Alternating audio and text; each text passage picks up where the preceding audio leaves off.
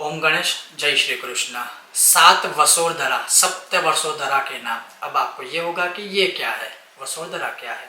तो मैं फिर से यही कहूँगा, या आप दृष्टि रखिएगा या आप ध्यान दीजिएगा, जब भी आप अपने घर पे छोटे से छोटा यज्ञ या बड़े से बड़ा यज्ञ करवाते हो, तो सबसे पहला जो स्थापन किया जाता है वो भगवान गणपति का होता है। गणपति जी के बाजू में स्थापन किया जाता है सप्त वसोधरा।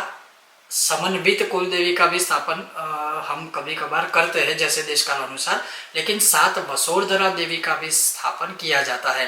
अब सात वसोधरा मतलब उसे घी पीती हुई जो सात देवियां हैं, और उसका यज्ञ भी आपको अगर बताओ तो जब किसी भी यज्ञ की पूर्णाहुति हो जाती है, उस पूर्णाहुति के पश्चात तुरंत ही घी से आहुति दी जाती है, रात्रि सुक्तम पढ़ते हुए विश्वेश्वरी जगद्धात्री।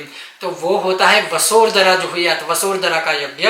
लेकिन जो मुख्य रूप से सात वसोधरा देवियों का आवाहन किया जाता है, और उसके भिन्न भिन्न प्रकार बताए हैं, जैसे पूजा के जो कर्पूरी जो पत्ते होते हैं, पूजा के पान होते हैं, उसके ऊपर घी से ऐसे सात तिलक किए जाते हैं, सात टीका लगाया जाता है, और उसके ऊपर एक एक वसोधरा देवी का आवाहन किया जाता है। और यह कर्मकांड का, पूजा पाठ का एक अभूतपूर्व अंग है। इसीलिए मैं कोशिश कर रहा हूँ कि आप भी इसे जानने की कोशिश करें, समझने की कोशिश करें। और वो जो सात देवियां हैं वो कौन सी है, तो श्री ही लक्ष्मी धृति मेधा स्वाहा प्रज्ञा सरस्वती मंगल्येषु प्रपूज्यन्ते सप्तैदः घृतमातरः। मंगल्येषु प्रपूज्यन्ते, जब जब भी मांगलिक कर्म होता है तो इन सात वसोधरा घृतमातर या वसोधरा देवियों का आवाहन किया ही जाता है। इसके बिना मांगलिक प्रसंग होना या करना संभव नहीं है। लेकिन हमारा ध्यान बहुत कम रहता है, तो आप ध्यान दीजिएगा। तो वो सबसे पहली है श्री नमः या श्रीये नमः, लक्ष्मी लक्ष्म्यै नमः, धृत्यै नमः, मेधायै नमः।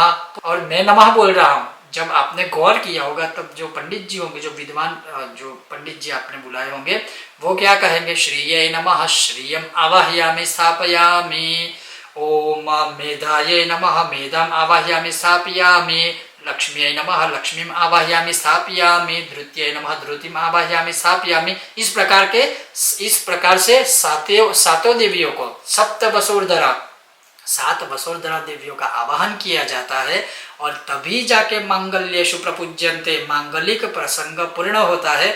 और कोई भी यज्ञ हो, कोई भी पूजा हो, इसमें यह कंपलसरी सप्त वसोधरा देवियों का आवाहन होता ही है। केवल सिर्फ गणेश पूजा होती है तो वहां इनका आवाहन नहीं होता है, लेकिन जब यज्ञ आदि होता है, शुभ मांगलिक कर्म होता है, तो इन सात वसोधरा देवियों का आवाहन किया ही जाता है। और उसी प्रकार से जब यज्ञ होता है तो मुख्य पूर्णाहुति के बाद इन वसोधरा जुहुयात वसोधरा देवी का यज्ञ भी किया जाता है। तो ये थे सप्त वसोधरा देवियों के नाम और सप्त वसोधरा देवियों का महत्व।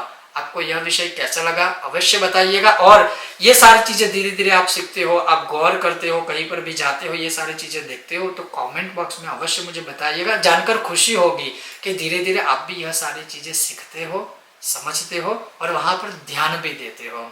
आप सभी का हृदयपूर्वक धन्यवाद। ओम गणेश, जय श्री कृष्ण।